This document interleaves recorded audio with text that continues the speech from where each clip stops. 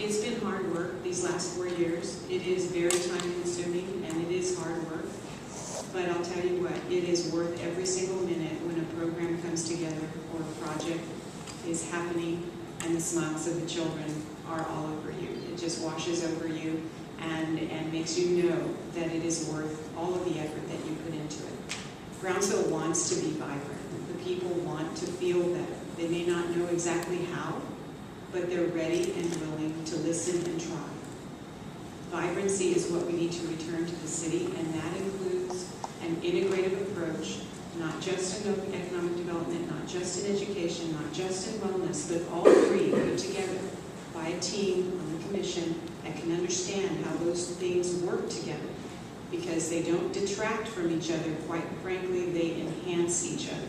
And we can bring vibrancy back to Brownsville with your help and your participation and your energy.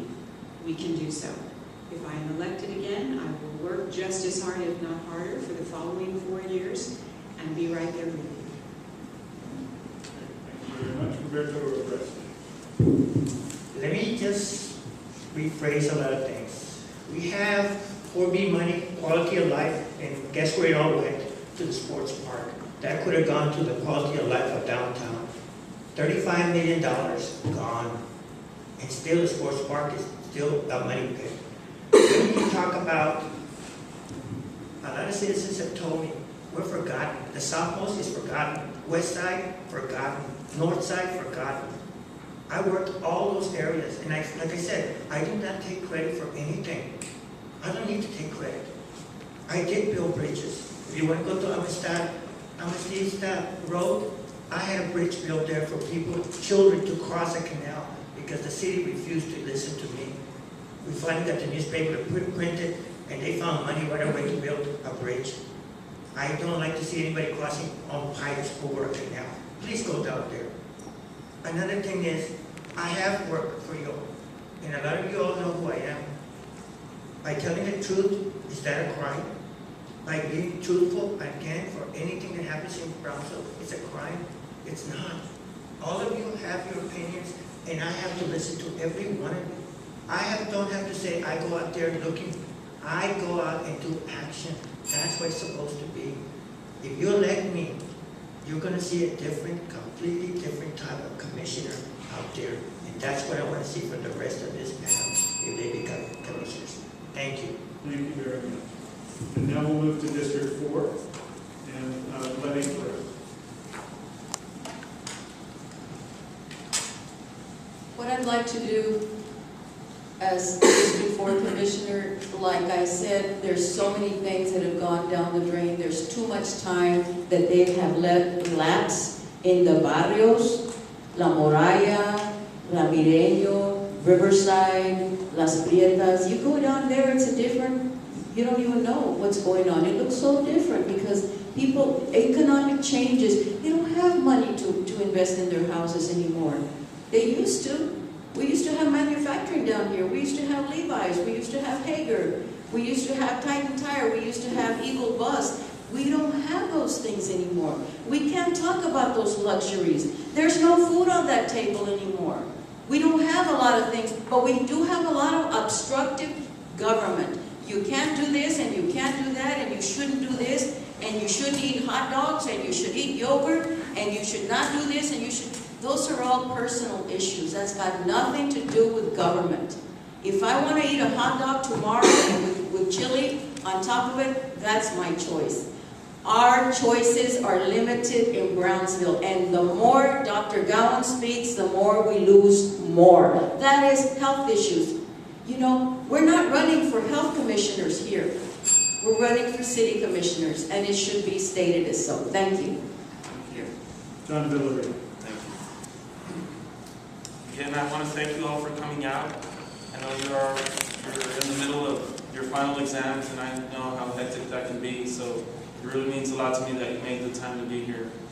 A lot of the neighborhoods that were just mentioned by my opponent are actually the ones getting the most attention right now, with flood and drainage plans that have been implemented and carried out. And also the majority of the streets, if you drive around town, are being reconstructed in District 4. I'm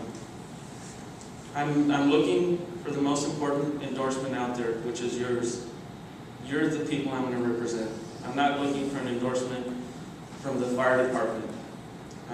I'm going to represent you, the voter, not a specific special interest group. I'm sorry. Excuse me, please do not interrupt. Just a correction. I'm not looking for the endorsement of a special interest group. I want your endorsement, which is your vote. And it's important that you get out and vote, because in Brownsville, only 1 in 40 people vote. So when you vote, you're really speaking for a lot of your peers. And it's a shame, because Washington looks at us and says, they can't vote us out. Let's invest our money elsewhere. So we want to change that, and I'd appreciate it if you come out and vote. Thank you. Thank you. Now we'll move to District 3 and Deborah Portillo.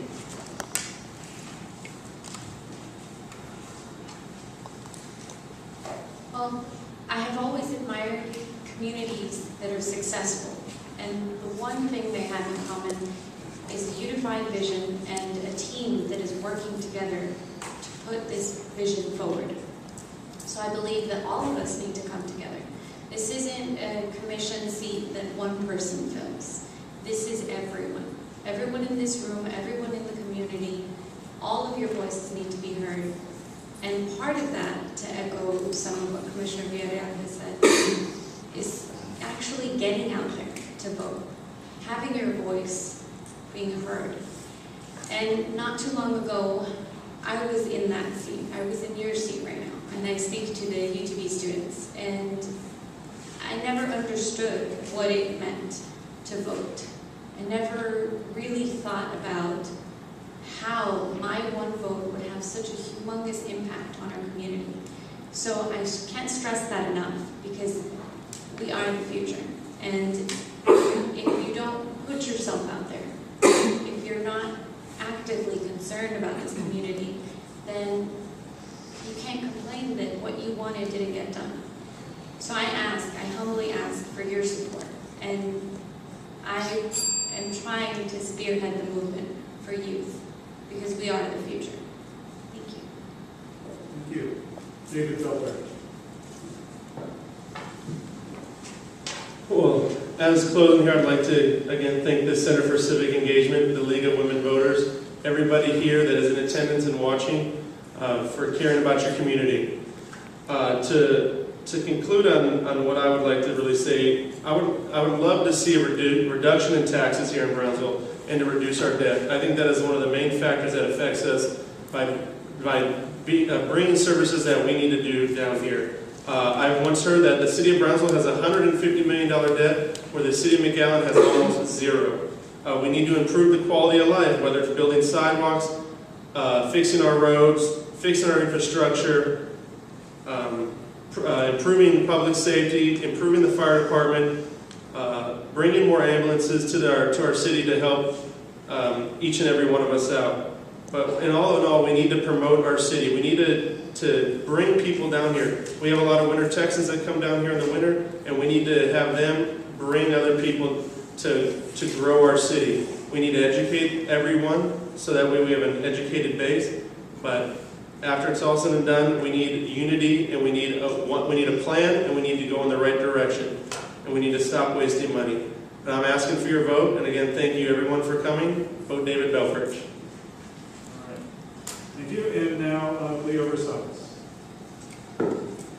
Well, as we come to an end here today, I want to thank each and every one of you for being here today, for taking time off of your busy schedule. And one last thing I would like to say is, I would like to run this city in a honest, respectful, ethical way, and with transparency, people. Transparency. I think that is very, very important when a public servant is serving the community, because the community doesn't belong to the elected officials. It belongs to the citizens.